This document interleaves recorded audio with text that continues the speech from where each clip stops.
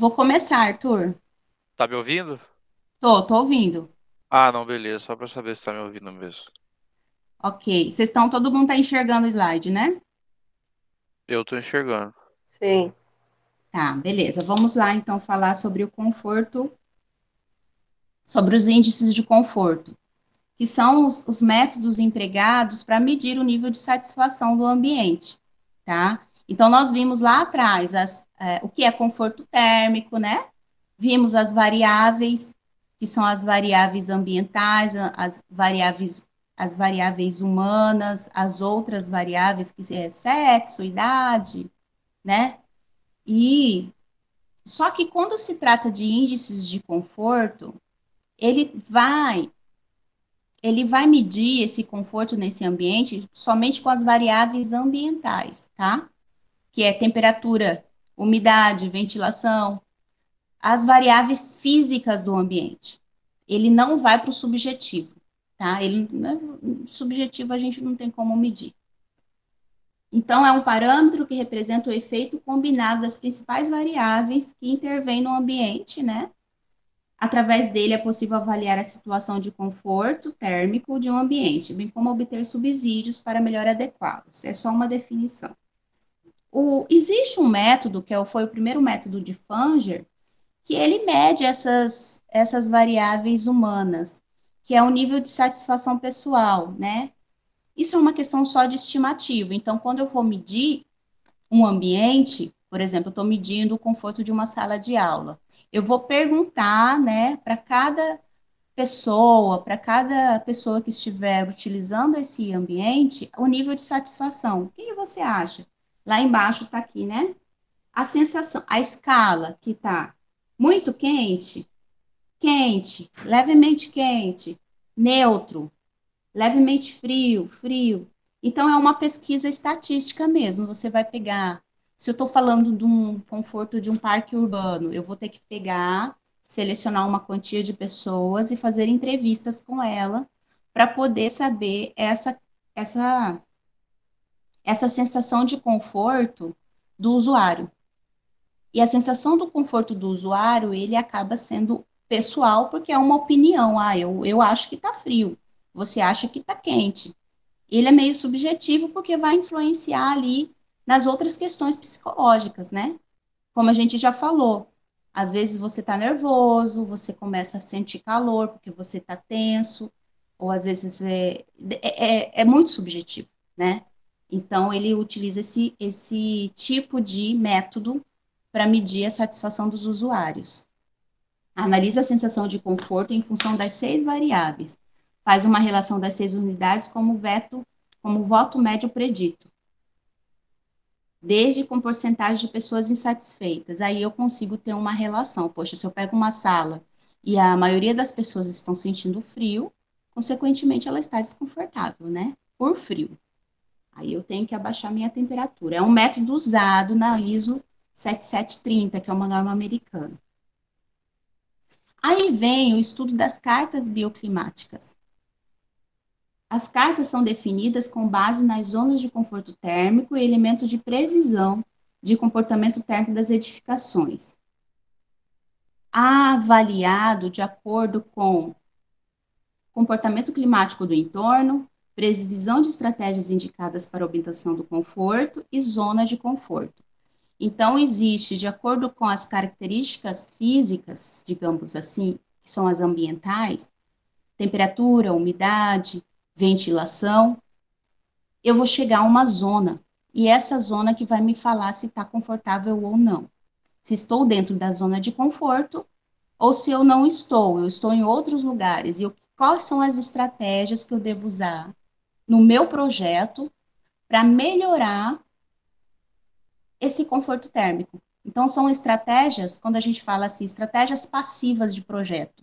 Estratégias passivas são coisas naturais, coisas que você incrementa no seu projeto, não são estratégias tecnológicas, tá? Então, uso adequado da ventilação, aproveitamento da iluminação natural, uso de estratégias de projeto, tá? São estratégias passivas. Com exceção ao GUI, foi o primeiro estudo. cientista tratar sobre esse tipo de carta, que são cartas bioclimáticas, tá? Eles utilizam a, como que fala? Carta psicométrica. O que é carta psicométrica? É aquele gráficozinho que vocês viram na atividade, tá? Aquilo dali é uma carta psicométrica. Eu vou falar sobre ela. Então, com exceção ao gay, as demais cartas bioclimáticas aponta-se sobre uma carta psicométrica os métodos conhecidos. Aqui estão vários cientistas que adotam esse método para medir conforto. O mais adotado para o Brasil é o Givone. Ele começou lá em 69, né, e ele foi atualizado. Os softwares que a gente utiliza para isso, elas são baseadas na carta de Givone. Tá? Então, na verdade, começa-se a análise de conforto de outros países até chegar ao Brasil, né? A gente acaba, como que eu posso falar, importando essas normas, né? Essas metodologias. Importando, mas adequando, claro, com a nossa. Então, todo estudo que eu falo de conforto, eu vou usar a minha norma 15.220, que trata das zonas brasileiras, zonas bioclimáticas brasileiras, tá? Eu não vou utilizar de outro país, mesmo porque é outro clima. Aqui é um software que é o Análisis Bio, tá? Tendo tempo suficiente, até mais tarde, se desse, né? Não sei da nossa vida, nós poderíamos utilizá-los, né? Pelo menos eu mostro para vocês, a gente instala, ele é um plugin que você instala no seu computador. De repente, a gente pode futuramente trabalhar com ele para vocês terem um maior conhecimento de como adotá-lo, tá?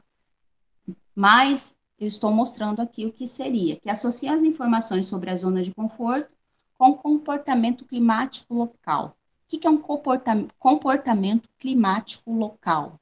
Comportamento, eu tenho temperatura tanto, eu tenho umidade que é tanto, eu tenho ventilação que é tanto. Esse é o comportamento.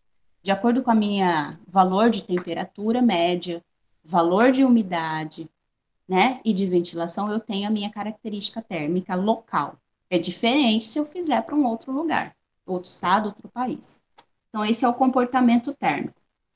E essa aqui é a carta psicométrica, que é daquele exercício que eu passei para vocês. Até foi bom porque vocês deram uma olhada, pelo menos, e já se familiarizaram, mesmo que assustou, mas pelo menos vocês viram essa imagem, né? Que é esse gráfico, que chama-se carta psicométrica, tá? Quanto maior for a temperatura, maior é a capacidade do ar em reter vapor d'água, sem saturar, sem condensar. Então, o que que eu vejo, por exemplo, naquele exercício lá, eu falava assim, eu tenho temperatura, um exemplo, tá? Agora eu não sei de cabeça. De 30 graus, olha, vamos usar aqui essa informação. TBS, temperatura de bulbo seco, 30 graus. Temperatura de bulbo úmido, 20 graus. Certo? É o cruzamento dessas informações, ele ficou aqui nesse ponto. O que que é esse ponto? Eu vou olhar lá na frente, em cima desse, eu vou falar sobre cada uma delas. Em cima, deixa eu só avançar aqui a imagem para poder explicar. Aqui, ó. Professora, tem uma Sim. pergunta da Kathleen.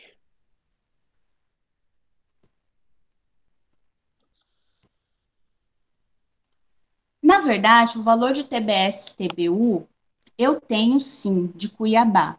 Mas, vocês lembram que certa. Assim, vocês podem me interromper, tá? Não precisa ficar, porque eu vou acabar esquecendo de ler esse chat. Vocês podem, como o Arthur fez, pode abrir o áudio e perguntar mesmo, tá? Porque vocês são pouquinhos, não vai ser muita gente. TBS e TBU, normalmente a gente mede, tá? Na prática a gente mede, quando eu quero estudar mesmo conforto, cientificamente falando. Não, eu quero fazer um artigo, eu quero pesquisar que essa edificação ela é confortável mesmo ou não, porque eu fiz lá um monte de estratégia, né? E eu quero fazer. Então eu tenho que ter todos os instrumentos de medição para a gente medir interno e interno e externo, que são essas temperaturas, velocidade, umidade. Então, eu vou ter um valor real. Porém, eu tenho alguns medidores que existem em cada capital, em cada cidade. Depois eu vou mostrar para vocês que eu tenho esse link que aparece onde que tem essa, como que eu posso falar? Um centro de medição, digamos assim, que eles me informam qual é a temperatura de Cuiabá, qual é a média máxima, qual é a média mínima, nos últimos 30 anos, tá? Então, quando eu simulo uma edificação, existe um simulador, que são softwares específicos, como o Energy Plus. Quando eu simulo no Energy Plus, eu vou lá e pego as informações de Cuiabá. Então, ele tem essa temperatura média, mas é uma temperatura média, né? Não é uma temperatura exata, porque uma coisa é média, porque ele está medindo. Por exemplo, você vai falar assim para mim, mas Carmelina, ano passado fez um frio e tal. Ele é médio, ele vai fazer uma média dos últimos anos, tá? Então, ele não vai ser realmente, porque ele, frente fria não é considerado uma realidade, é uma coisa que acontece uma vez no ano, né? Então, não é a temperatura real daquele lugar. Mas, enfim, eu não sei se eu te respondi, mas você me fala, tá?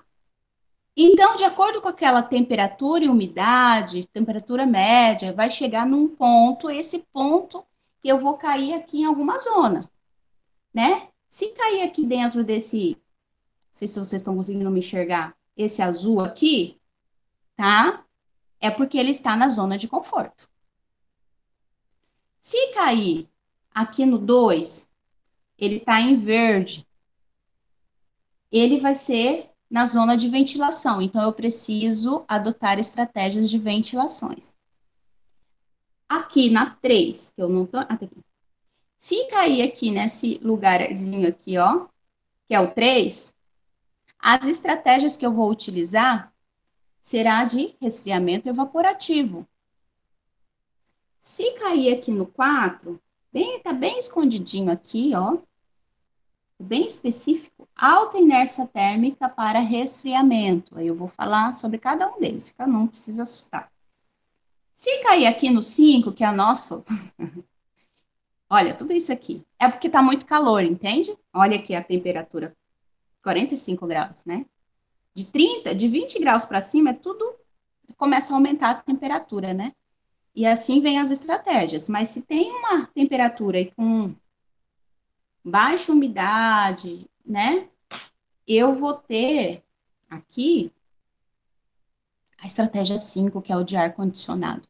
E dependendo dos dias do ano nosso, é a única estratégia necessária, porque ele vai suprir o desconforto, porque tá muito calor. Então, infelizmente, por mais que eu adote todas essas estratégias, não vai me suprir, vai continuar desconfortável, né?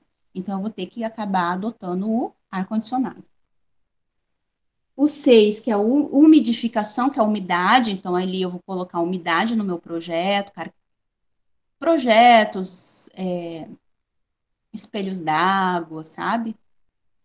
7, alta inércia térmica e aquecimento solar. Eu vou falar a diferença da alta inércia térmica com baixa inércia térmica.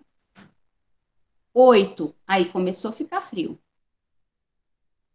Aquecimento solar passivo é quando tá frio, que não é a nossa realidade, né? Mas de repente, dependendo da cidade no nosso país, no sul, né? Aí vai ser o aquecimento, que são aquelas casas que possuem sistemas de aquecimentos mesmo, né? Porque é muito frio, então é a mesma realidade nossa, mas ao contrário, né? É tão frio que por mais que eu utilize outras estratégias, ainda não vai suprir o meu desconforto por frio. O aquecimento artificial, tem o aquecimento solar passivo, é o aproveitamento da radiação solar para aquecer o meu ambiente. O aquecimento artificial já é como se fosse o ar-condicionado, ele é artificial, entendeu? Só que ele vai para esquentar.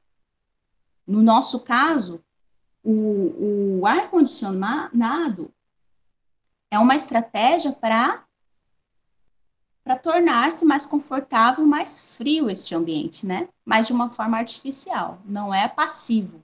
Passivo não é artificial, não é, como que eu posso dizer? Não é um equipamento que eu vou gastar energia elétrica. Então, ele não é passivo.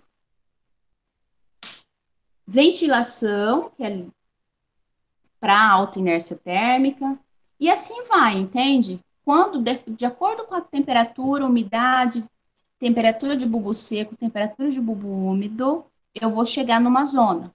E de acordo com essa zona, existem umas estratégias a serem feitas. Tá? Tranquilo?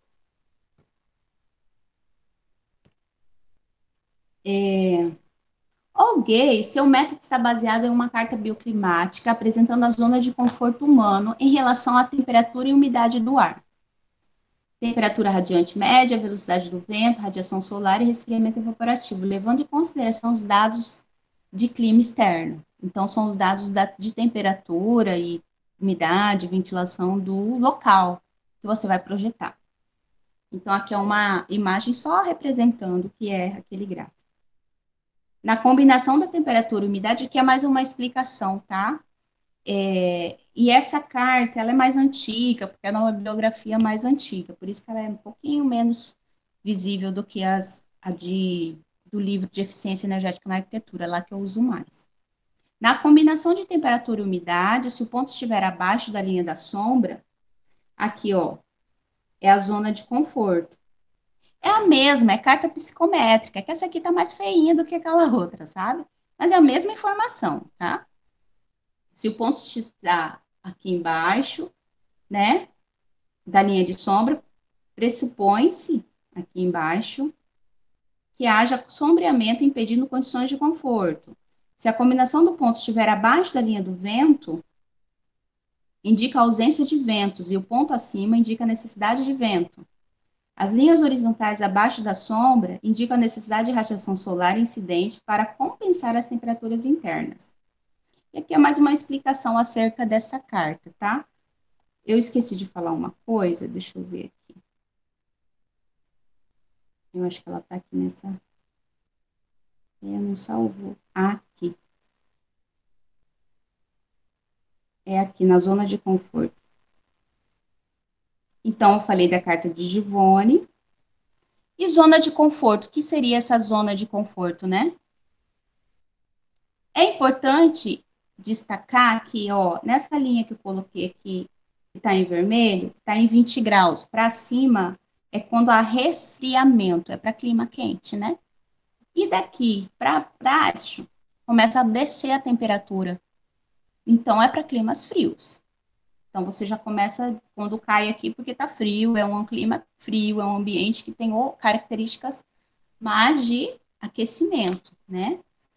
E a partir de 20 graus, sempre a gente vai acrescentar sombreamento, tá? Então, sempre como eu falei assim, gente, sombra, árvore, arborização, sempre é bom. Sempre é bom. Então, acima de 20 graus, você pode acrescentar essa estratégia de sombreamento, que ela sempre vai ser bem-vinda, porque ela vai promover essa sensação térmica de conforto. A arborização, paisagismo, sempre é bom. Para condições climáticas que resultem nos pontos delimitados por essa região, existe uma grande probabilidade das pessoas perceberem a sensação de conforto térmico. Dessa forma, pode-se verificar que a sensação de conforto pode ser obtida para a umidade relativa, variando de 20% a 80%, e temperatura entre 18 e 29 graus, considerando que não tem variáveis humanas, tá? É só variáveis ambientais, características do ambiente. Repetindo aqui, o que seria essa zona de conforto, de 20% a 80% de umidade e 18 a 29 graus de temperatura. Ali você consegue chegar a uma zona de conforto. Porém, pode acontecer de eu estar dentro desses limites e mesmo assim me sentir desconfortável. Por quê? Perguntinha para a prova. Por quê? Porque tem as variáveis humanas que não estão sendo consideradas, tá? Essa aqui é só variáveis ambientais do ambiente. Ambientais do ambiente, ficou redundante. Ventilação, né? Se cair na ventilação. A ventilação corresponde a uma estratégia de resfriamento natural do ambiente construído através da substituição do ar interno, mais quente, pelo externo. Então, existe uma troca de calor através da ventilação.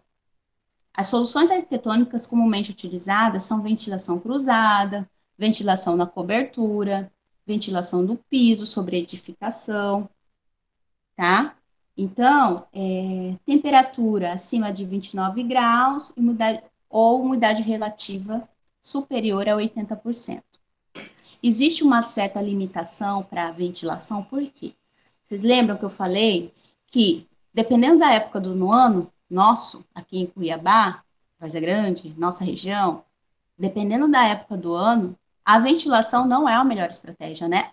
Por quê? Porque o ar tem pouca umidade, principalmente em período seco. É tão quente que se eu ligar o ventilador, né, ele vai se tornar desconfortável, porque é um ar quente. Então, ele vai ser quando eu tenho mais umidade, quando está um clima melhor, né? E isso depende, lógico, com as características do ambiente. Então, de acordo com aquela temperatura, com aquela umidade, que eu vou chegar nessa zona. Se eu não chego nessa zona, você não precisa utilizar. Então, não adianta utilizar uma estratégia que não vai ser adequada. Então, de repente, eu exagero na minha ventilação no meu projeto, porém, dependendo da época do ano, eu não vou conseguir ficar dentro dele, né? Porque vai vir aquele ar tão quente que vai tornar-se um problema, ao invés de ser uma solução. Então, tudo isso tem que prestar muita atenção na hora de estabelecer isso em projeto. Aqui tem alguns exemplos de ventilações, tá? Toda vez quando você vai, é importante quando você vai projetar lá na planta baixa, a posição das aberturas, tá? Você tem que imaginar que esse ar vai entrar pela janela, pela porta e ele vai sair. Sempre tem que ter esse pensamento, porque senão você vai abrir uma janela desse, não vai ter nenhum sentido, a não ser de iluminar, né? A ideia é sempre integrar. Bom, eu vou aproveitar a iluminação natural, mas ao mesmo tempo vai haver ali uma renovação de ar. Então é importante eu definir isso também. Não abrir janelas e portas sem pensar direito por que eu abri. Tem que pensar como que vai funcionar essa entrada. Aí você vai ter que saber lá onde está o vento predominante, né? O vento predominante na minha implantação. É sempre bom indicar o vento predominante para saber sobre as aberturas. Aqui tem uma ventilação sobre a cobertura. Essa segunda imagem também, que é uma opção, onde essa ventilação ela entra e sai, né? Normalmente, quando é cobertura casca, cobertura mais elevada, você consegue esse efeito, onde você não armazena calor ali. Ventilação cruzada, elevação, né? Então, são várias, acho que tem mais imagens aqui. Aqui, ó, o uso da ventilação, ou a ventilação, o ar está entrando dentro e está saindo. Ele tem uma entrada, assim, você tem que imaginar que existe uma corrente de vento dentro da casa, tá? E ele vai entrar e ele vai sair. Vocês já entraram numa casa, tiveram essa experiência? Vocês já entraram numa casa onde, olha que legal, quando eu abro as portas e as janelas, eu sinto esse vento entrando e saindo. Ele serve para isso, o ar, ele tem que, dentro do ambiente, ele tem que renovar, tá? O ar, ele pesa, ele tem sujeira, então sempre tem que ter essa renovação. O ar-condicionado não faz essa renovação, tá? Então, principalmente, por exemplo, você tem uma casa e há muito tempo você não vai nela. Você entra dentro dela, você tem que abrir as portas e as janelas para renovar esse ar, para assim você limpar, tá? Então, isso é uma questão até de saúde, né? Então, é sempre importante ter aberturas. Na legislação urbanística tanto de Cuiabá quanto do Várzea Grande, os ambientes obrigatoriamente têm que ter aberturas. Não pode ter um ambiente que não tem abertura, tá? Por isso, por ter renovação de ar. Efeito chaminé é porque ela vai entrar aqui e vai subir. Ela vai, naturalmente, por pressão, esse ar quente, ele vai sair do ambiente. Então, quando você tem uma abertura superior, ele vai ter esse processo de renovação, tá? Então, é bem importante isso. Aqui nessa imagem embaixo também acontece a mesma coisa. Então, são opções de projeto que são viáveis, principalmente para a nossa região, né? Porque aqui tem uma questão da ventilação e renovação de ar. Lógico, se cair nessa zona, né? Aqui essa imagem resume tudo, tá? Tem várias estratégias aqui, ventilação cruzada, efeito chaminé, ventilação por um único lado, efeito chaminé, ó, ele tá vindo pelo piso, tá saindo. São opções, tá? Então, sempre quando eu falar quais são as estratégias de ventilação, ventilação cruzada, efeito chaminé, né? Só que é importante saber o que é cada um desses, mas sempre vocês mentalizem o que que são estratégias de ventilação. Aqui eu coloquei, pessoal, não sei se vocês devem conhecer, um exemplo de projeto que adotou a ventilação como estratégia. Esse aqui é um centro cultural do Renzo Piano, tá? No Pacífico Sul. Eles, assim como o nosso centro Sebrae, ele se inspirou na cultura indígena, tá?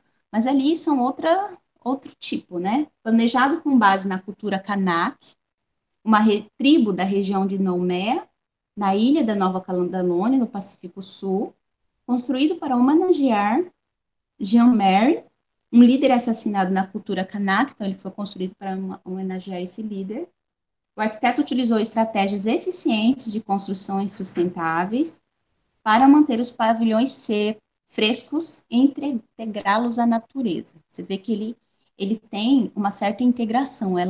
A grande segredo do projeto é aquele que ele não está se destacando diante do entorno, ele conversa com esse entorno. Então, ele criou uma arquitetura baseada lá na forma indígena, mas que tem essa integração com a natureza e principalmente o artifício da ventilação, que lá na zona deles foi necessário.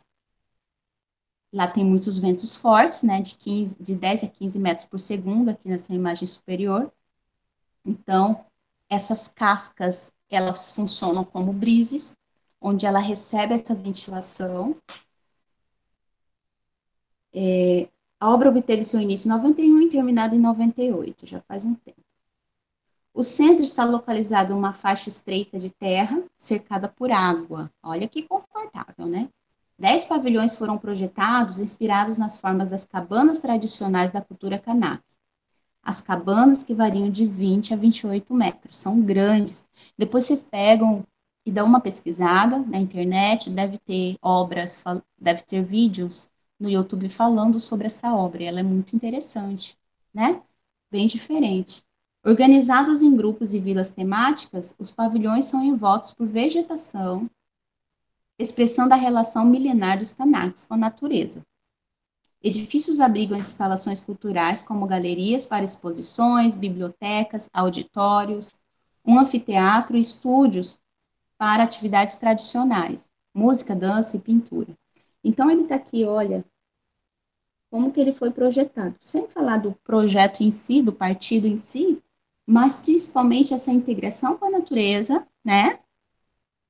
Esse equilíbrio visual, não é uma obra que assusta, né? Um monumento, mas ele também utiliza a estratégia da ventilação através das suas cascas.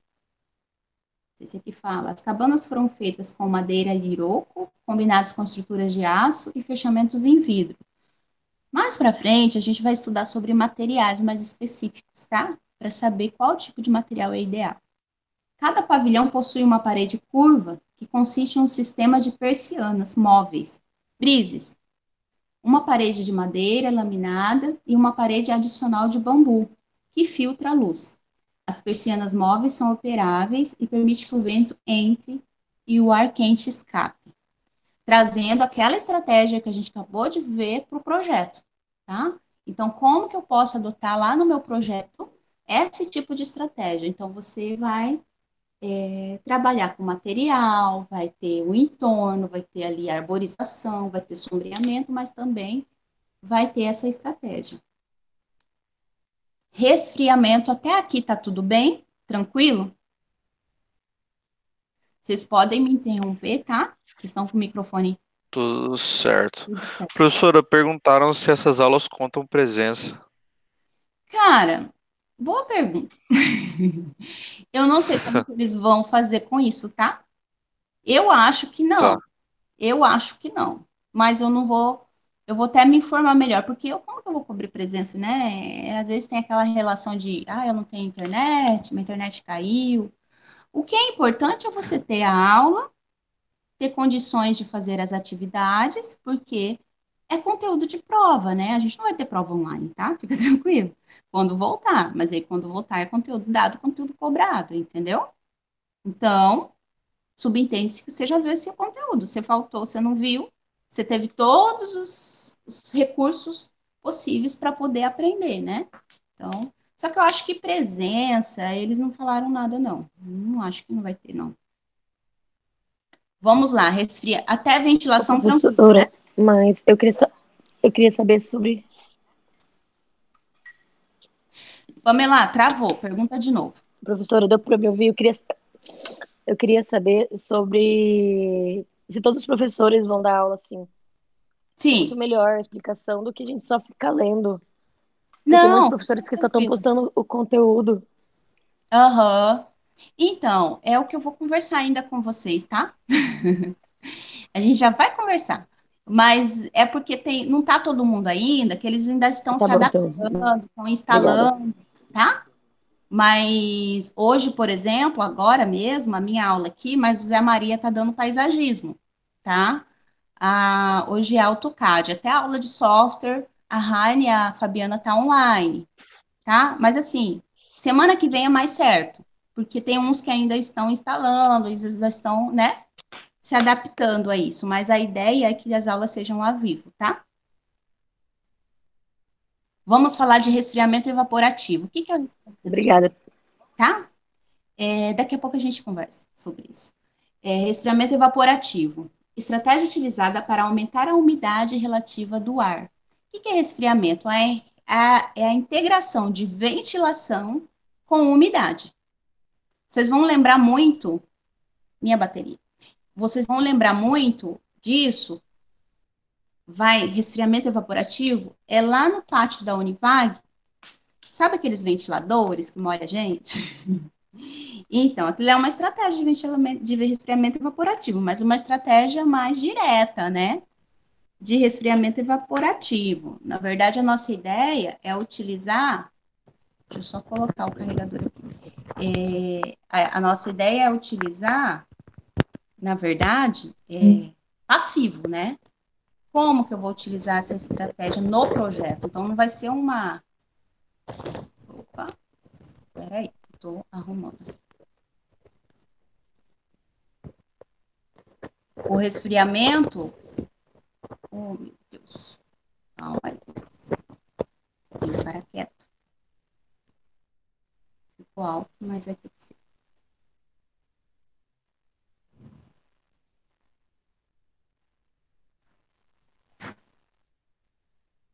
Recusar. Pronto. Tá abrindo o negócio do celular. Pronto. Estratégia utilizada para aumentar a umidade relativa do ar e diminuir a sua temperatura, através da ventilação e resfriamento. Existe no nosso clima, né? O período seco e período úmido, né? Que eu falei. No período seco, tá quente, setembro, né? Eu preciso de umidade, né? Porque tá no período seco. No período úmido, eu preciso de ventilação, tá? Então, no período úmido, eu não preciso de resfriamento evaporativo. Vai ficar muito úmido, tá? Então, lógico, depende da época do ano, esse tipo de estratégia é viável. Então, o resfriamento evaporativo pode ser obtido de forma direta ou indireta. Aí que eu vou falar o que é direto e indireto. Eu dei o exemplo ali dos ventiladores, os aspersores, que tem lá no pátio da Univag. O uso da vegetação, fontes d'água e outros recursos que resultem de evaporação da água diretamente no ambiente, que se deseja resfriar, constituem-se em formas diretas de resfriamento evaporativo. Uma forma indireta pode ser obtida através de tanques d'água, sombreamentos. Enfim, aqui na frente ele vai falar troca úmida, né? Existe uma troca por evaporação, porque a umidade com vento evapora. Quanto mais rápido o processo dessa evaporação, maior é a redução da temperatura. É uma estratégia. Quanto maior a área superficial da água, maior a taxa de ventilação do espaço. Então, pensa, eu vou fazer lá no meu projeto um espelho d'água. Pensa no seu espelho d'água. Quanto maior a área da água, maior é a taxa de ventilação do espaço. Então, às vezes, você tem lá uma entrada, um hall de entrada, uma entrada ali grande e quente, você pode utilizar, né, também os espelhos d'água para poder ocorrer essa troca de calor por evaporação e promover esse conforto. É uma estratégia. E menor a umidade relativa do ar, quanto mais rápido o processo de evaporação. Menor. Então, se é um processo muito rápido, também a umidade cai, porque ele vai pegar essa umidade. Não fica confortável. Aqui essas imagens ajudam, tá? Aqui embaixo, eu já vou mostrar, ela remete, infelizmente, a gente não vai poder fazer aquela visita, né, gente? Já estava agendada. Ia ser hoje, né, dia 2 de abril, porque não pode fazer visita.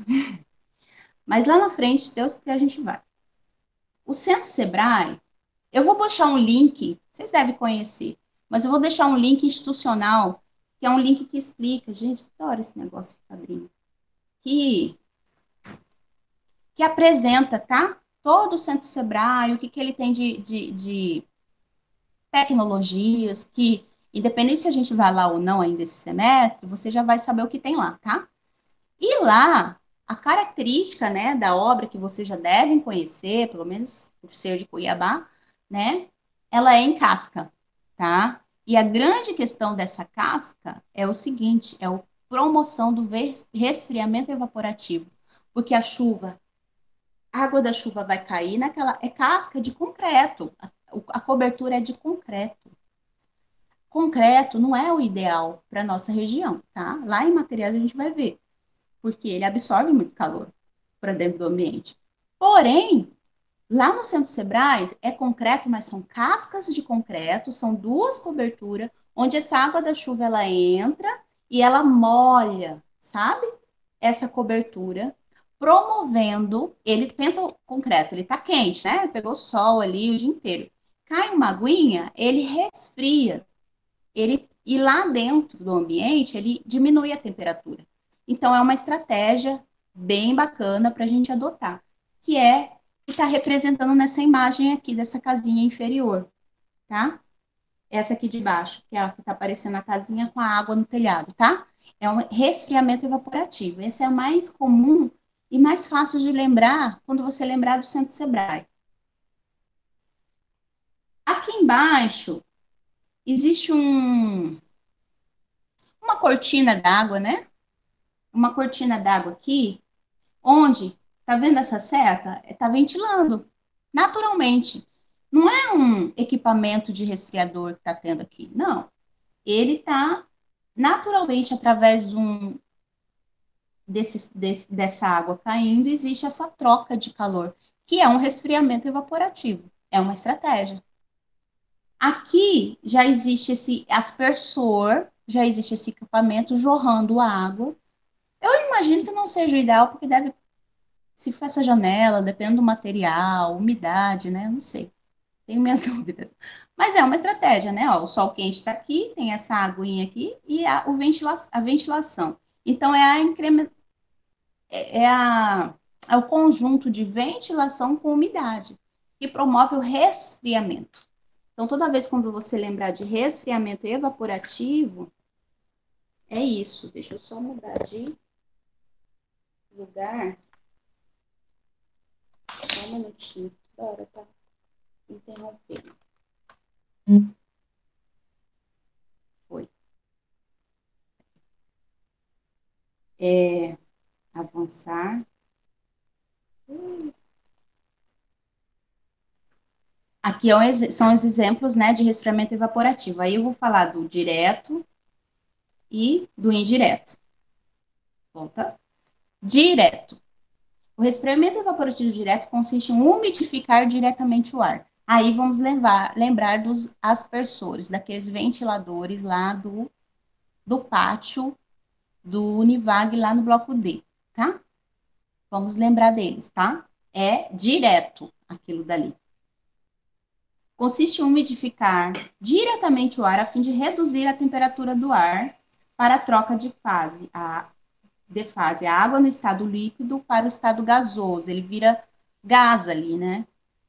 Ou para o vapor d'água. Pode ser realizado através de fontes d'água, como cascatas, espelhos d'água, ou até pela vegetação, quando estes são instalados próximos às aberturas do edifício, o ar ou o vento que passam por ali. Então, são essas imagens que estão representando o que seria o resfriamento evaporativo direto, tá? Uso de equipamentos, de ventiladores que jorram água, que são esses aspersores, de chafariz, alguma coisa que vai ser mais pontual ali, direto no projeto. O resfriamento evaporativo direto pode também ser realizado por microaspersão da água, diretamente no ar. Microaspersão, lembra-se do... Vocês já devem ter visto como que funciona irrigação de jardim, sabe? Aquele equipamento que fica jorrando água, que você nem pode passar perto, senão você se molha, é aquele microaspersores, tá? Então, quando a gente fala de microaspersores, é aquilo. E muitos chafariz, muitos prédios também utilizam esse microaspersores para movimentar essa água, né? Mas, na verdade, é para promover o resfriamento evaporativo, é a utilização desses equipamentos que vão jorrar água, tá? Para tanto, deve-se verificar se o clima local comporta essa estratégia, visto que é eficaz em regiões de clima seco, que favorece a ventilação. Ah, professor, então é ideal para Cuiabá? Sim, é ideal no período seco, né? No período úmido, você desliga esse aspersor, porque senão vai ficar muito úmido. Por favor, a microaspersão em especial é uma estratégia recomendada para ambientes externos, né? Só vou colocar isso para dentro do ambiente. Deve-se tomar cuidado extra quando aplicada em ambientes internos, com altura de instalação dos microaspersores. Por exemplo, o microaspersor, se eu tiver um escritório de informática com um monte de computador, eu não vou poder colocar, né? Senão vai estragar meus computadores. E em academia, que tem aqueles equipamentos de academia. Não pode ver umidade, gente, vai estragar, né? Porque é equipamento. Então, tem que levar em consideração isso. Não, professor, é um saguão, é uma recepção bem ampla, sabe? Não tem equipamento. Então, tudo isso tem que avaliar também, para não, se tiver um equipamento eletrônico, né, dá problema. E o indireto, que é ali aquele exemplo que eu falei do Santo Sebrae, tá? Resfriamento evaporativo indireto consiste em resfriar um componente ou superfície do edifício usando a água para reduzir a temperatura do componente ao trocar a fase líquida pela gasosa. É comum em espelhos d'água sobre lajes na cobertura, cortinas d'água sobre coberturas e fachadas, sejam em vidros ou materiais opacos. Existem cortinas d'água em vidro também. O movimento da água no estado líquido sobre o componente, então o componente, seja ele o vidro, a parede, a cobertura, ele é o componente. A água vai chegar nele, então ela muda a temperatura desse componente.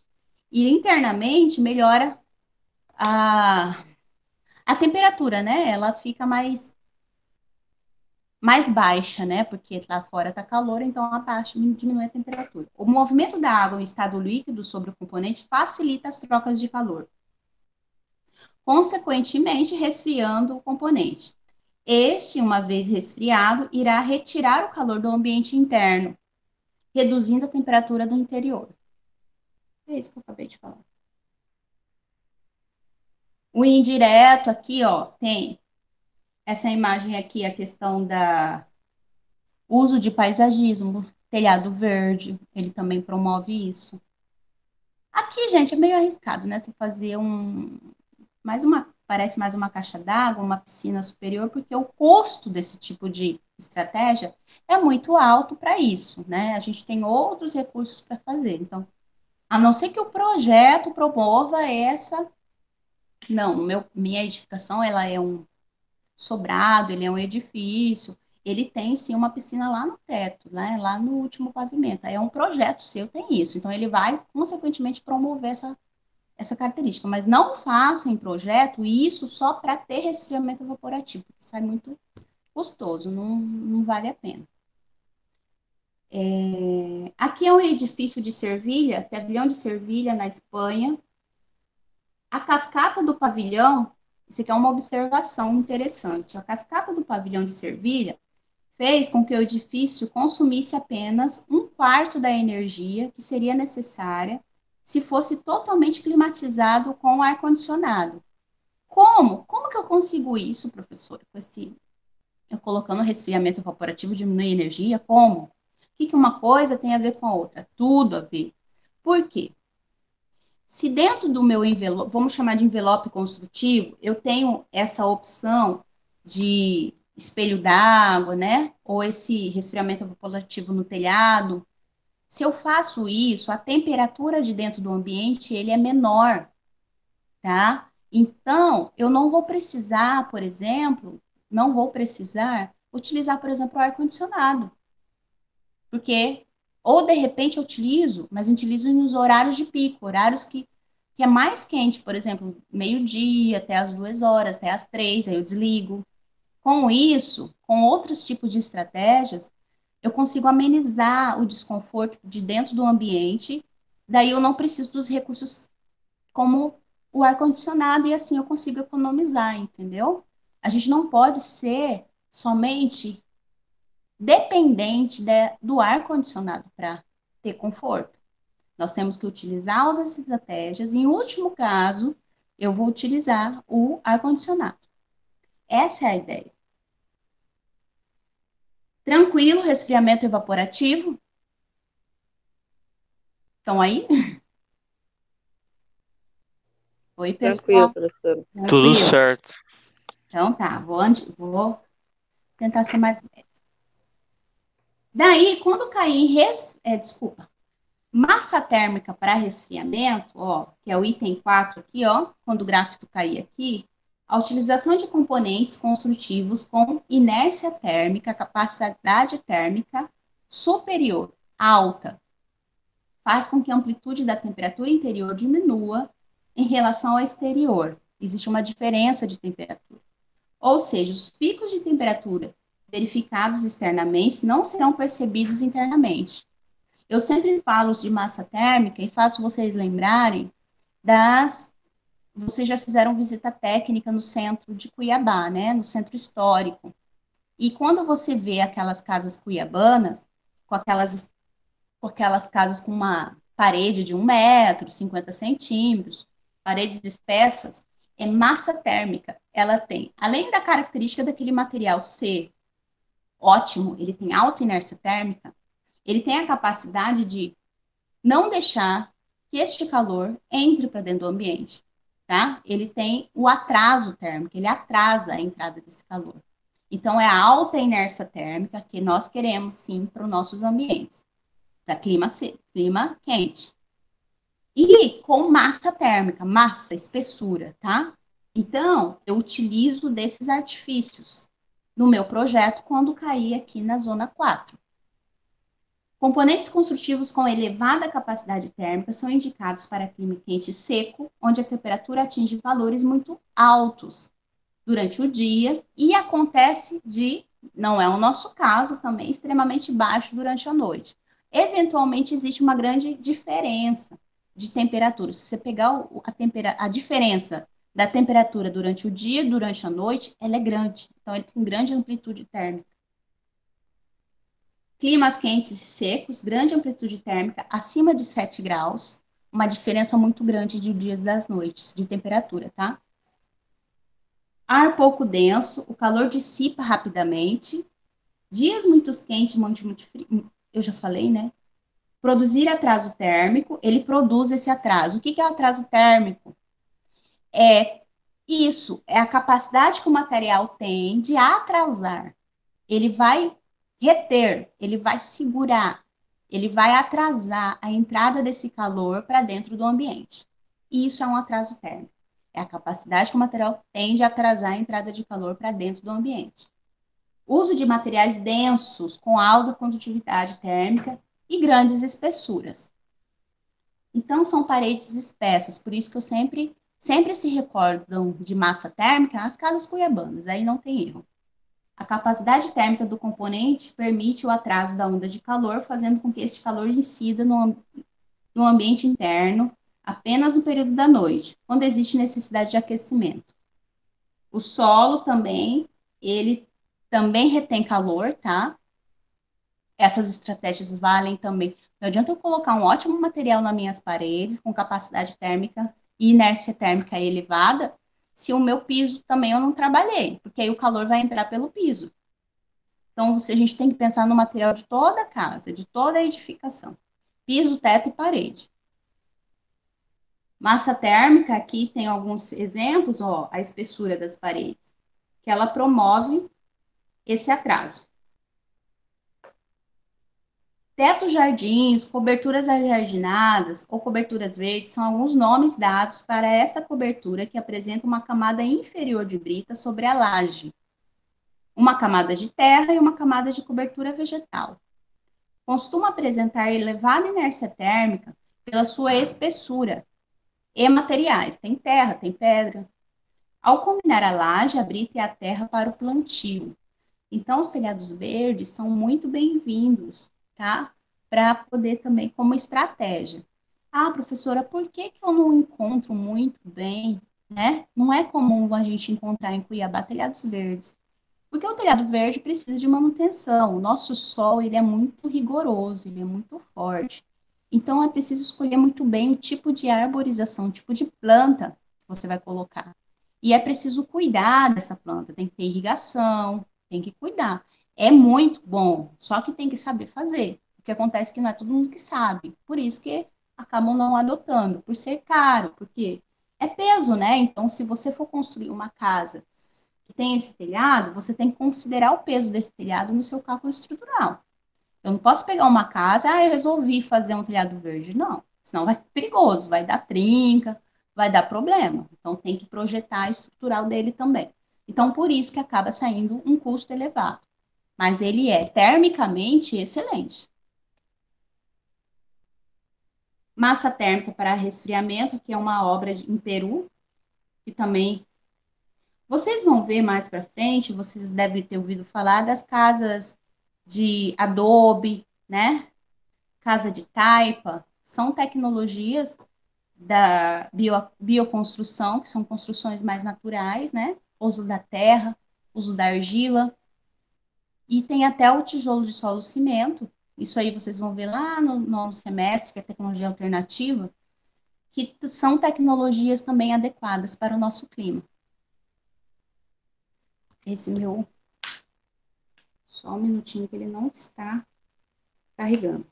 E tem o resfriamento artificial, que é quando cai ali no 5, que é o ar-condicionado no nosso caso, né?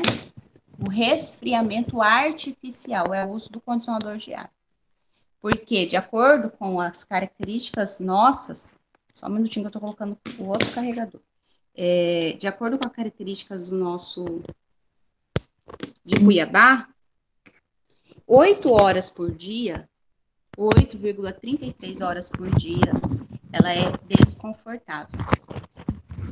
Então, o uso do ar-condicionado é necessário, tá? Então, mas você vai utilizar esse ar de maneira sustentável, né? Então, você vai utilizar outros critérios, primeiro, de projeto, massa térmica, outras questões, para sim utilizar o ar. O ar não pode ser só a única alternativa. Ela é necessária, mas usada com mais cuidado. Deve ser utilizado quando as estratégias de ventilação, resfriamento evaporativo e massa térmica não proporcionam condições desejadas de conforto. Às vezes, nas horas do dia, eu posso utilizar o resfriamento, posso utilizar a ventilação, mas não vai suprir 100%. Então, tem certo tempo, certo horário que eu vou ter que acabar utilizando o equipamento. É isso. Umidificação, umidade. Estratégia de umidificação é recomendada quando a temperatura do ar apresenta menor que 27 graus e umidade abaixo de 20%. Existe uma época do ano, que no nosso período seco, que a gente não tem umidade, né, na cidade. Então, normalmente eles avisam, gente, está perigoso, beba muita água, né, principalmente para as crianças e para os idosos, porque tem pouca umidade. Então, é nesse tempo aí que é a nossa preocupação. Recursos simples, como recipientes d'água colocados no ambiente interno, podem aumentar a umidade relativa do ar. Dessa forma, aberturas herméticas podem manter esta umidade, além do vapor d'água gerado por atividades domésticas ou produzido pelas plantas. As plantas também promovem umidade, elas respiram, né? Ele tem vida ali, então ela também promove essa umidade. Ela está lá embaixo no item 6, lá, na zona 6. A intenção é retirar o calor do ar ou de superfícies e umidificar o ambiente. Use de fontes ou espelhos d'água sem associação da ventilação. Nosso problema aqui é a umidade, não é ventilação, tá? Então, espelhos d'água, recursos, mas sem essa questão da ventilação. Meu objetivo é a umidade. Evitar o contato da água com superfícies, evitar o resfriamento por evaporação. Inércia térmica e aquecimento solar. Aí eu vou pensar, a gente falou lá de massa, espessura grande da parede e alta inércia térmica dos materiais, a capacidade que esse material tem de reter, de atrasar a entrada do calor. Inércia térmica de aquecimento solar é ao contrário. São materiais com baixa inércia térmica, como o vidro, tá? Materiais que deixam passar esse calor, porque eu quero calor porque está frio. E aquecimento solar, estratégia onde muitas casas americanas têm isso, né? Naturalmente, eles já projetam considerando com materiais com baixa inércia térmica, porque eles querem absorver esse calor, tá? Porque é frio lá. Então, ele está aqui na zona 7, que são abaixo de 20 graus, né? Que está ali. Então, em temperaturas de 14 a 20 graus. Então, são estratégias, aqui na imagem mostra, uso da energia solar e inércia térmica no forro para aquecimento. Então, eu quero absorver esse calor. Inércia térmica nas paredes externas, como um pano de vidro, recebendo radiação solar e aquecendo os ambientes. Aí você vai falar assim, mas professora, eu vejo muitos edifícios em Cuiabá que tem pano de vidro, né? Então, pano de vidro não, esse tipo de elemento construtivo não seria ideal? Então, não seria, tá? Ali é mais uma estética, é uma arquitetura importada, tá? Porque acha bonito e tudo mais, mas termicamente falando, não é o recomendável, tá? Nunca, não. Você pode até usar, mas aí nós vamos ter uma aula sobre vidros, tá? Fator solar do vidro, então tem que ser vidro especial, tá? Ele tem que reter esse calor. Não é um vidro comum. Então, você não vai conseguir nem ficar lá dentro, né? Você vai gastar horrores de energia com ar-condicionado e mesmo assim não vai conseguir, tá? Para nossa região, não é ideal. Não é ideal. Proibido, ninguém é proibido de nada, né? Por isso que você vê muita coisa aí errada. Você vai ter que projetar aquilo que é ideal, aquilo que é certo para a região. Inércia térmica em paredes internas, então existe essas aberturas, não tem dó de abertura, né? Ela é bem, então aqui pra gente a gente tem que tomar cuidado, né, com nossas janelas, elas não podem ser muito grandes, porque senão, além da iluminação natural, ela vai vir o calor.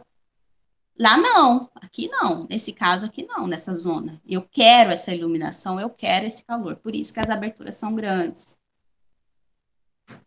Uso de varandas, então tudo que eu fizer para poder trazer esse calor para dentro do ambiente. Então, é aquecimento passivo. Deve ser adotado para casos de baixa temperatura. Recomenda-se a edificação tenha superfícies envidraçadas, que é isso, né? Aquecimento solar passivo. Aberturas reduzidas nas fachadas que não recebam insolação e evitar perdas de calor. Já começou a esfriar. Estava na zona 7, agora está na zona 8. Olha lá embaixo, aqui no gráfico. Essa estratégia pode ser conseguida através da orientação adequada da edificação e coletores de calor colocados. Quando vocês vão projetar, a primeira coisa que vocês vão ver no seu terreno é a orientação solar, não é verdade? Isso é base para projeto, né? Lá na residência vocês viram isso. Primeira coisa é o estudo de insolação, a orientação solar, onde está o meu norte, onde está o meu sol da tarde, onde está o meu sol da manhã, e a gente fica fugindo desse sol, né, da zona do oeste, né, que é o sol da tarde. Aqui já é o contrário. Quando você for projetar, você vai ter esse cuidado, sim, mas porque eu quero que esse sol venha para o meu ambiente. Então, lá na concepção, você tem um outro pensamento. Radiação solar acaba sendo parecido com o anterior. Aí vem a pior das hipóteses, que mesmo com aquecimento solar passivo, não resolve, está muito frio, né? Está na zona 9 ali. Aí vem o equipamento de aquecimento. Esse tipo de estratégia deve ser utilizado apenas em locais extremamente frios, com temperatura inferior e aproximadamente a 10 graus, 10,5, em que a estratégia de aquecimento solar passivo não seja suficiente para produzir a sensação de conforto. Deve-se usar isoladamente nas paredes e cobertura nos ambientes aquecidos para evitar perdas de calor. Aqui, estratégia. Tranquilo, estratégias. Em cada temperatura, umidade e ventilação vai cair numa zona. E cada zona tem uma estratégia. E quais são as estratégias? São essas, tá? Tranquilo, gente?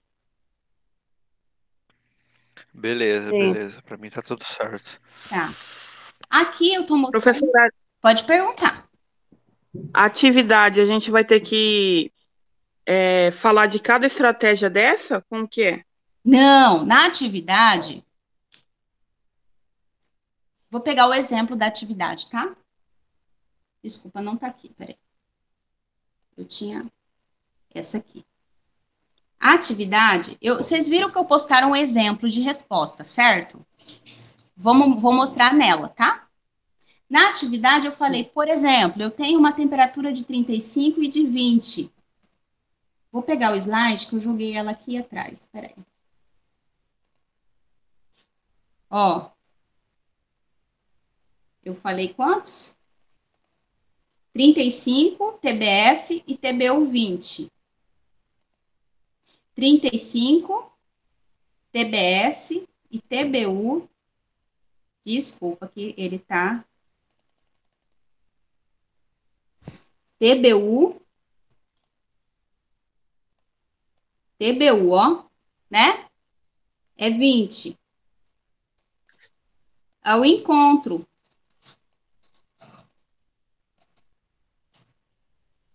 Opa. Deixa eu só arrumar aqui. Pronto. Ó, o que você vai ver? O exercício vai me falar o que eu tenho de TBU, o que eu tenho de TBS, tá? É o encontro Sim. das duas informações. Em que zona que vai cair, tá? Por exemplo, nesse aqui, com TBS 35, né? E TBU 20, caiu na zona 11, né? A zona 11 Sim. é massa térmica e resfriamento evaporativo. Aí você vai falar quais são as estratégias de massa térmica, tá? E de resfriamento evaporativo. Outro exemplo. Aqui. TBS 15 graus e umidade de 5 gramas. Vamos voltar lá? TBS. TBS de 15. 15. E TBU 5. A umidade tá aqui, ó. Tá aqui, ó. 5. Deixa eu só inverter aqui, peraí.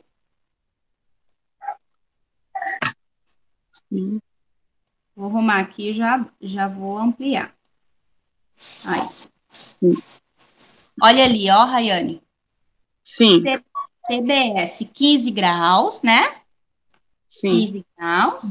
E umidade aqui em quilo. Você olha a unidade de medida, é quilo. É 5, né? Deu na zona 7, né? A zona Aí 7. os valores vai ser esse mesmo que está na outra no exemplo, ou vai alterar? Não, aí o exercício é outro valor, tá?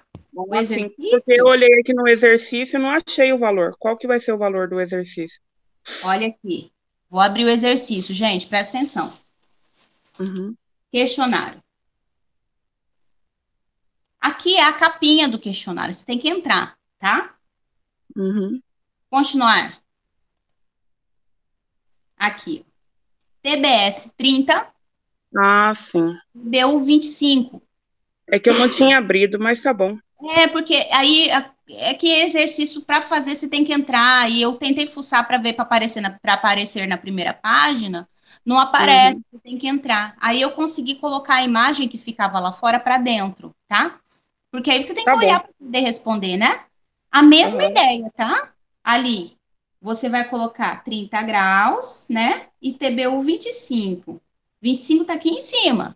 Aí, por exemplo, Uhum. vai dar um exemplo, ventilação. O que que eu vou fazer de ventilação? Tá lá no slide que a gente acabou de falar. Quais são as Nossa. estratégias? Ventilação cruzada, efeito chaminé, entendeu?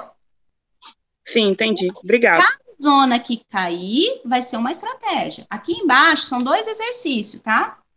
Aqui TBS 30 graus e TBU 25. E aqui embaixo, ó, TBS 40 graus e umidade de 10 gramas por quilograma. Aí, umidade, vocês vão olhar aqui do lado, tá? Aqui Tá bom. na vertical, né? Aí você vai fazer o cruzamento, igual nós fizemos aqui no slide. Esse slide eu atualizei ele em relação àquele que eu postei, tem umas coisinhas a mais. Eu vou atualizar, vou tirar aquele e jogar esse, tá? O que eu dei hoje tem uma outra tela que eu acrescentei. Então, ela tá aqui. Até esse exemplo de como encontrar tá nesse slide, né? Último slide, né? O que que eu vou falar aqui? Aquecimento solar. O Análises Bio eu já falei que é um software, mais para frente a gente vai mexer nele, tá? Vou ver se a gente consegue, para a gente aprender. Estou falando que eles têm esse software que faz essa análise. O zoneamento bioclimático é que a norma, que é aquela 15.220, ela é dividida em três partes, parte 1, 2 e 3. Nelas, elas vão definir o que que é inércia térmica, definição, o que que é capacidade térmica, o que é condutividade, começa assim. Tem a parte dos cálculos, que a gente vai ver sobre materiais mais para frente, quando a gente chegar neles. E tem a parte do zoneamento, se não me engano, é a parte 3, zoneamento do Brasil. Essa norma, gente, ela tá por revisão, tá? Por quê? Porque você não pode considerar, só para você olhar para ela, você já percebe. Por exemplo, ele está na zona 8, cinza. O clima da zona 8 do Amazonas todo aqui, ele não é o mesmo que Maceió, que Salvador, né? A gente sabe que Vitória, ele não pode ser o mesmo, considerado tudo isso aqui uma mesma zona. Ele está considerando como a mesma zona, tá? Ela está em revisão, em onde vão existir, acho que umas 12, 15 zonas. Mas está em processo. Então, atualmente, a gente trabalha nela, tá? Como estudo, mas sabendo que ela não vai ser 100% certa, porque está em revisão essa norma para ser uma nova norma. Aí a gente vai subdividir as zonas. Nem Mato Grosso é uma zona só, né? Se você pega ali Sinop, se você pega qualquer outra cidade dentro do município, o clima é totalmente diferente de Cuiabá. Então, como que eu vou considerar que o clima de Cuiabá é para Tangará da Serra, né? É para Sinop, é para, fala aí um estado, uma cidade de Mato Grosso que é totalmente frio, Chapada, né? A zona para Chapada, eu vou utilizar a mesma de Cuiabá? O clima é outro, né? Então, tem essas lógicas também. Mas, teoricamente, ela está dividida aqui, e Cuiabá ela é a zona 7. Aqui essa imagem está meio estranha, mas é zona 7, tá? Cuiabá. Aqui são as estratégias para a zona de Cuiabá. Minto. Aqui é uma definição da norma. O que, que é fator solar, o que, que é transmitância térmica. Isso aqui é um resumo da norma, desculpa. Que seria um exercício. Aqui vou falar sobre a carta bioclimática, só para poder finalizar. Existe um estudo, tá? Eu acredito que já devo ter falado disso, que eu sempre falo. na Universidade Federal aqui, né, de Mato Grosso, existe pós-graduação, mestrado e doutorado em física ambiental. E eles estudam muito o clima, tá, da região. Então, existe uma tese de doutorado da Érica Leão, que é o que eu utilizo muito. Ela fez a Carta Bioclimática de Cuiabá. Então, por isso que a gente tem alguns dados de Cuiabá, porque alguém estudou, né? Então, essa imagem mostra a nossa característica, né? Nós estamos numa depressão, porque a cidade ela está realmente numa depressão e depois sobe. Então, tem também essa característica de topografia nossa, que não permite, por exemplo, uma boa ventilação, né? Temos baixa ventilação, então não é uma estratégia muito viável, porque nós temos pouco, devido à depressão, devido à característica topográfica da nossa região. Tem isso que interfere. A cidade possui uma pequena amplitude térmica, exceto fenômenos de friagem, né? Exceto fenômenos de friagem. Frente fria, quando acontece uma vez no ano, então não se considera, tá? As frentes frias. Temperatura média anual de 26,8 graus, com média nas máximas de 42 graus e média das mínimas de 15 graus. Umidade relativa do ar média de 78%, insolação total média de 2.179 horas. Isso são dados climáticos locais, são as médias das médias das médias dos últimos 30 anos, tá? Então não adianta falar, porque, professora, nos últimos anos não é só 42 graus, acho que é 50, né? Porque é tão quente. Só que são estatísticas, então é a média de tudo para chegar a um valor, tá? É sempre média. Não vai pegar o extremo. As temperaturas de maior frequência estão na faixa de 25 graus. Difícil, né? A gente ter temperatura mais frequência é na faixa de 40 graus, né? Se parar para analisar. As temperaturas do ar na faixa de 18 e 29 graus delimitam a zona de conforto na Carta Bioclimática de Givone. Ocorrem 68,94% ao longo do ano. 3% para valores menores, aí é mais interpretação de estatísticas dos dados. De acordo com o relatório elaborados pelos dados, esses dados que são dados coletados, né, são de estações meteorológicas que existem na cidade, a porcentagem das horas de conforto é 19,5%, com 1.708 horas, ou 78 dias do ano climático. Ano climático é estatístico, tá? Então, é uma média. Esse ano, na verdade, ele não existe. Eu vou pegar uma média dos meus últimos 30 anos, a média das temperaturas dos meus últimos 30 anos, para falar qual é o meu ano climático. Não é um ano que existe, é uma ideia, é uma estatística. Tudo para temperatura, eu vou por probabilidade. Então, eu tenho uma estatística que Cuiabá tem 26 graus, entende? Estatisticamente falando, não é porque ontem fez 50 graus que é 50 graus, é uma média. A quantidade de desconforto anual é 80,5, totaliza 7.051 horas ou 294. O ano tem 360 dias, né? São 294 dias de desconforto. Só para você ter uma noção.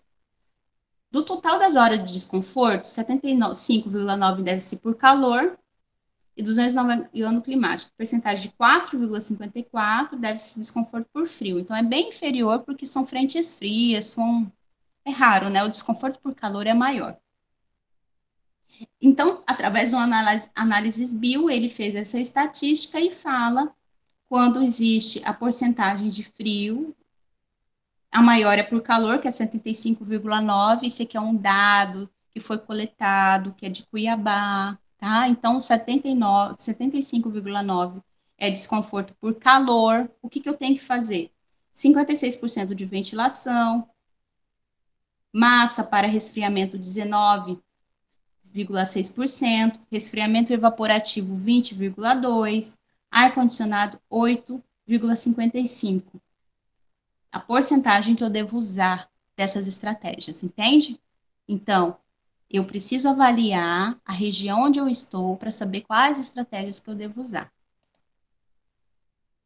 Aqui é a Carta Bioclimática de Cuiabá, que são os dados, que de acordo com esses dados, que é onde é essa mancha vermelha, que são os dados que estão, os pontinhos que acaba encontrando. Aqui é aquela porcentagem de estratégias que eu posso usar no meu projeto. As estratégias indicadas para a correção do calor, a ventilação é proposta de maior quantidade com 56,2. Com insuficiência de ventilação, de acordo com a revisão bibliográfica, a baixa média anual de velocidade do vento do ano típico, agravada ainda pela redução dos ventos dominantes na rugosidade de superfície urbana. É que assim, nós não temos muita ventilação, por isso que a ventilação ela é bem-vinda. Não temos muita, mas como eu já falei, se você for avaliar, por exemplo, você está fazendo um projeto, dependendo do local, da região de Cuiabá, você pode ter ventilação, não é verdade? Existem bairros que não têm ventilação, como o centro de Cuiabá, que é bem, existe uma poluição ali, mas existem bairros mais altos que você percebe uma boa ventilação. Então, a ventilação, principalmente dentro do período do ano, de acordo com o período que você encontra, ele é bem-vindo, sim, mas tem que saber dosar isso. Ela não é a única estratégia. As estratégias para amenizar o calor foram 79,6% de ventilação, 8,85% de massa para resfriamento, material com alta inércia térmica, material com com espessuras grandes, as casas cuiabanas, 6,1% para resfriamento evaporativo e 13,1% de ar-condicionado. O sombreamento foi indicado em 100% do período. Sombreamento para Cuiabá sempre vai ser necessário. Aqui são mais alguns itens necessários para Cuiabá. Então, você está fazendo projeto para Cuiabá, você tem que atentar aqui, propiciar a formação de microclima no entorno da região para um prévio resfriamento do ar. Microclima, se eu falei para vocês, existe um clima, que é o clima da região, o macroclima, que é da cidade, o microclima, que é daquele bairro. Nem sempre o microclima, por exemplo, vamos falar um exemplo, Univag, tem pouca arborização ali, no campo, só que no entorno tem bastante. Então, existe um microclima ali. Diferente se eu pegar um outro local e comparar.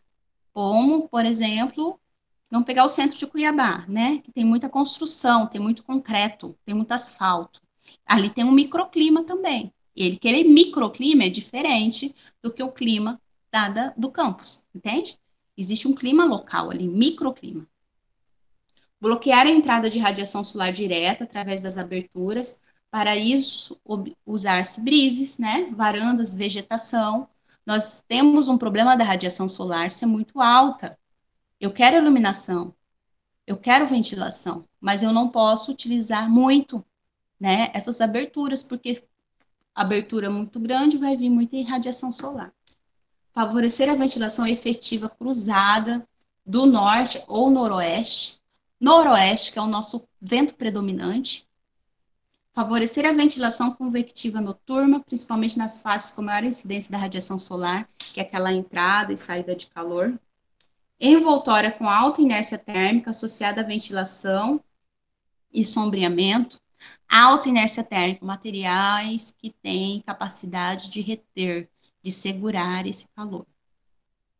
Parede voltada para o oeste com maior resistência térmica, né? Então, normalmente, essa parede que está ao oeste, você vai ter um material que vai resistir, que vai bloquear a entrada desse calor, que tem uma espessura maior. Distribuir ambientes voltados para áreas de maior insolação conforme o tipo de uso e permanência.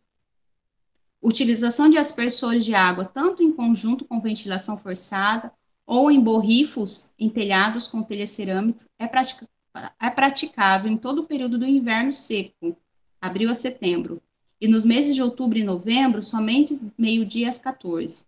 Nos demais meses, deve ser vedado o uso dessa estratégia. Resfriamento evaporativo somente no período seco. Coberturas de tanques d'água sombreadas no átrio das edificações. Aí sai caro, né? Mas é uma alternativa. Fontes e espelhos d'água. Vegetação nos ambientes internos e externos para sombreamento. Abusem da vegetação e de sombra. É o que nós precisamos. Aqui, novamente, aquela carta, né? Mostrando ali o exercício. É isso, pessoal. Vocês estão com alguma dúvida? É 9h50. Tranquilo? Vocês estão aí ainda?